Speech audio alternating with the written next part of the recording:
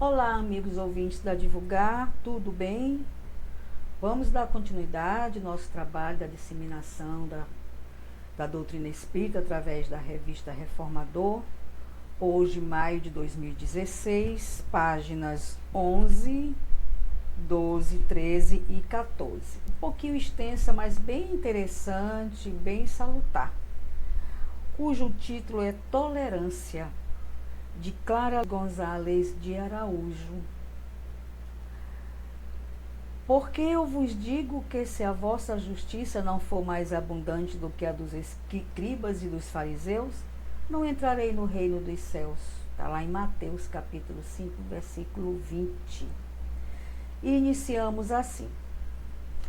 Esse versículo chama nossa atenção para a necessidade de se praticar as virtudes ensinadas pelo Mestre, pois não basta evitar o cometimento de faltas graves, mas é preciso entender que em todas as circunstâncias deve predominar o que é justo, sobretudo nas relações entre as pessoas.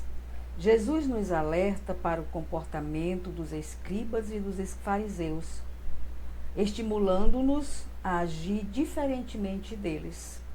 Se a vossa justiça não for mais abundante, tornando-nos generosos e tolerantes, principalmente no trato para com aquele que nos prejudicam moralmente, causando-nos problemas difíceis de aceitar. A tolerância, nesse caso, demonstra a nossa disposição de compreender a conduta de certos companheiros de jornada existencial, mesmo que situações sejam agravadas pela maldade e pelo desamor. O principal objetivo dessa reflexão é a virtude da tolerância. Em resumida abordagem, com o intuito de falar sobre o tema, na busca de valores morais imprescindíveis para a melhoria da nossa terra, da nossa estada na terra, E de acordo com a natureza do propósito científico-filósofo, a palavra tolerância, do latim tolerantia, significa constância em suportar. É analisada da seguinte forma.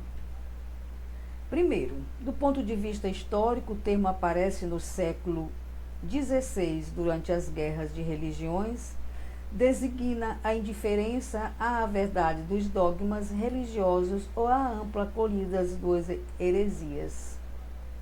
Segundo, moralmente, por oposição ao fanatismo, disposição de espírito, atitude ou regra de conduta consistindo em permitir a cada um a liberdade de expressar suas opiniões, com as quais não se partilha.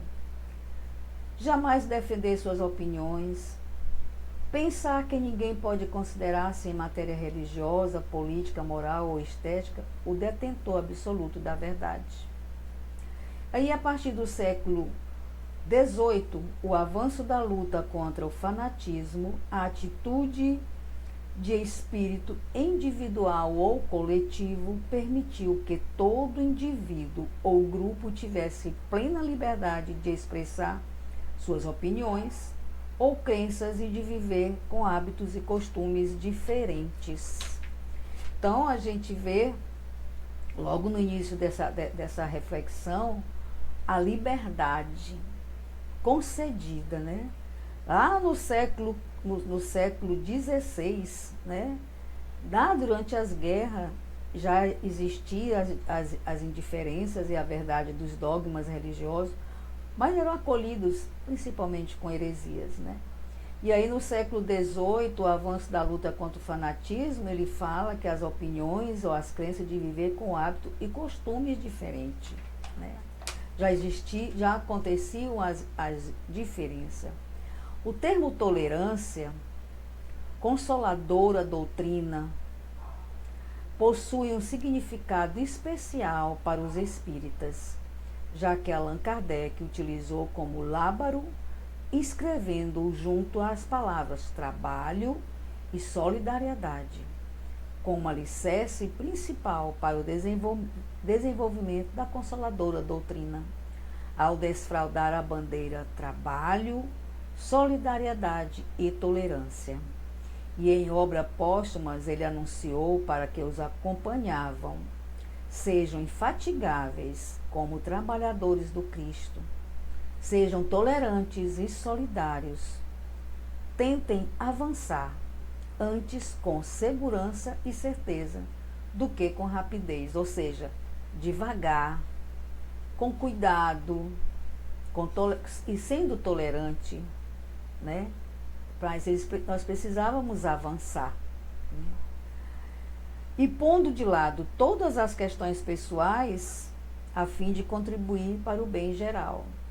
Então, Allan Kardec pede aqui, né, ao desfraudar a bandeira trabalho, solidariedade e tolerância, que nós, moradores vivenciando na Terra no século XVIII, né, ele falou lá na frente, e ele fala aqui que lá aconteceu isso, né, e ele pede para que sejamos infatigáveis como trabalhadores do Cristo, pondo de lado todas as questões pessoais a fim de contribuir para o bem geral.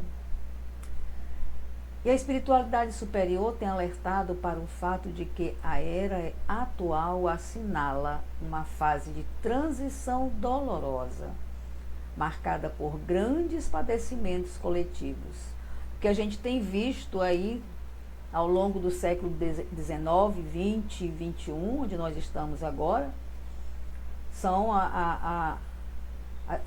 nessa transição transitória, né, são as dores coletivas, os sofrimentos gigantescos de países inteiros, de continentes inteiros, né? E aí ele fala desses padecimentos coletivos, ele fala: por esse motivo é possível ocorrer muitas transformações materiais e morais. A época de sofrimento e dores para todos, ou seja, não existe nenhum privilegiado que não passe pela dor e pelo sofrimento. Estando aqui no planeta de provas e expiações, não tem jeito, porque afinal nós viemos para cá para nos redimirmos, e quando a gente só consegue se redimir pela dor, pelo sofrimento. E não podemos deixar de imaginar e esperar uma profunda modificação no caráter, nos hábitos e nos costumes das pessoas e das coletividades. E bem assim nas crenças, nas filosofias de vida que tão grande influência negativa tem exercido nas sociedades atuais. Temos que trabalhar para manter viva essa chama da fé expectante.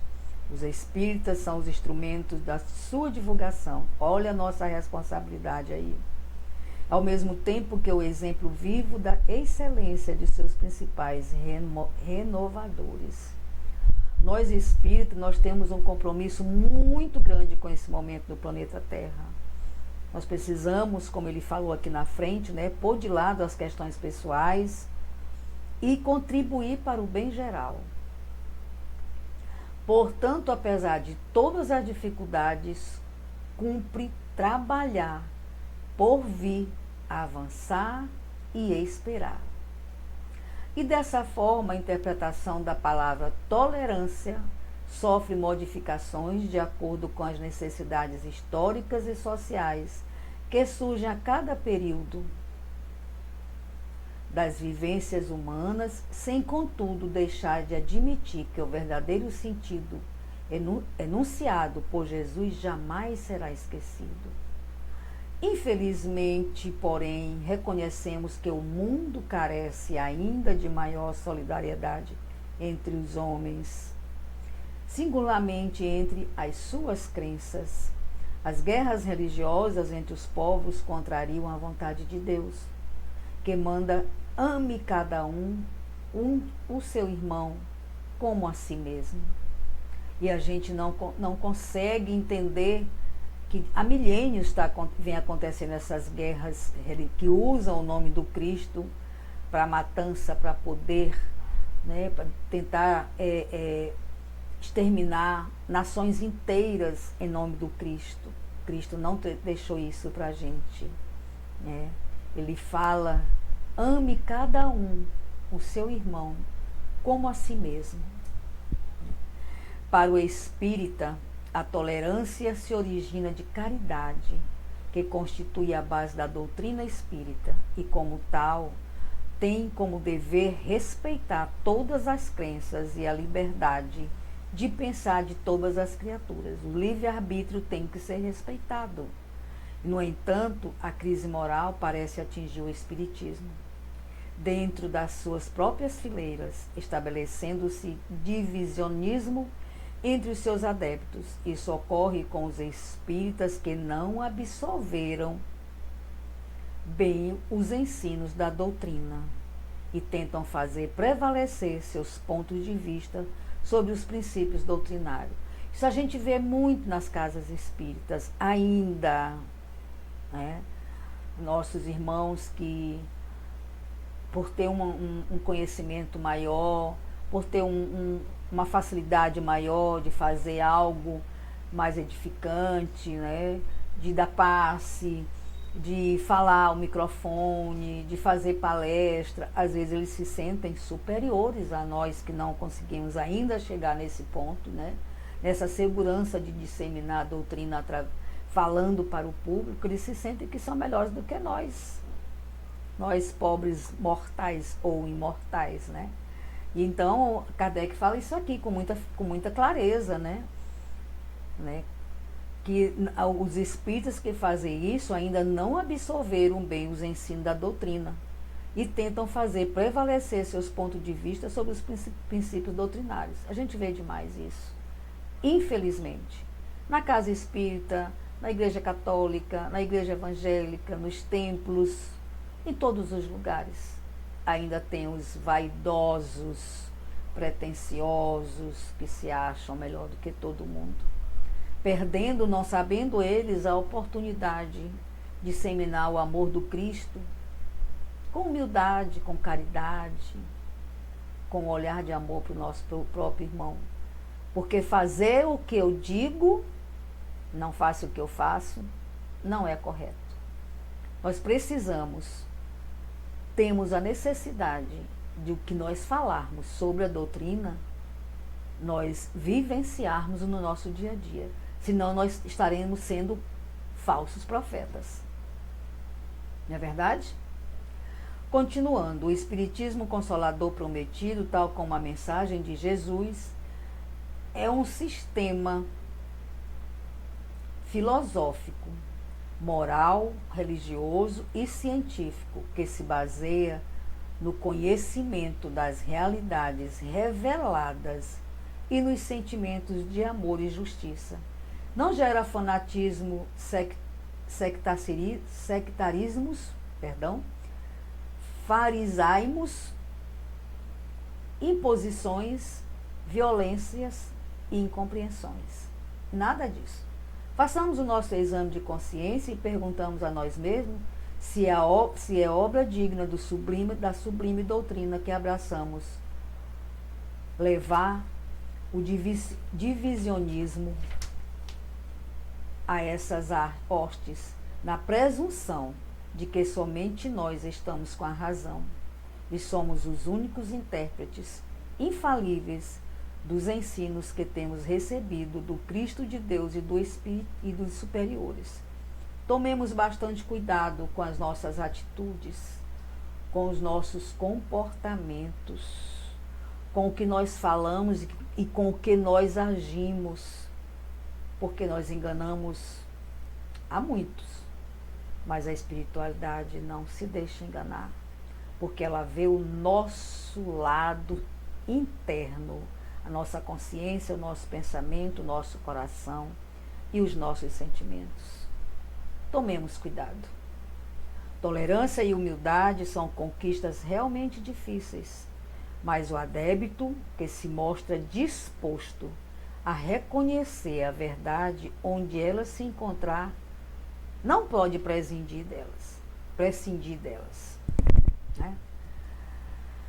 Tomemos cuidado com nosso caminhar por esse mundo de provas e expiações. Aproveitemos a oportunidade, não desperdiçarmos esses momentos que a gente tem, que a gente consegue falar do Cristo, falar da doutrina que tanto nos acalanta, que tanto nos acalma, que tanto nos dá certeza de felicidade plena, né, de mundos superiores, e que a gente vai chegar à angelitude um dia. São comuns as acusações e injúrias partidas dos presunçosos, os intérpretes infalíveis da codificação e do Evangelho, que jogam com altos valores morais de ambos ao seu talento, na defesa de ideias pessoais, transformadas em purismo doutrinário, deturpado por seus adversários. Quando nós tomamos essas atitudes de faz o que eu digo, não faz o que eu faço, de chegar na frente do púlpito de um centro espírita e falar do Cristo, e depois, quando sai dali, se tornar outra pessoa, né, a gente precisa ter consciência que o nosso sofrimento, ele triplica.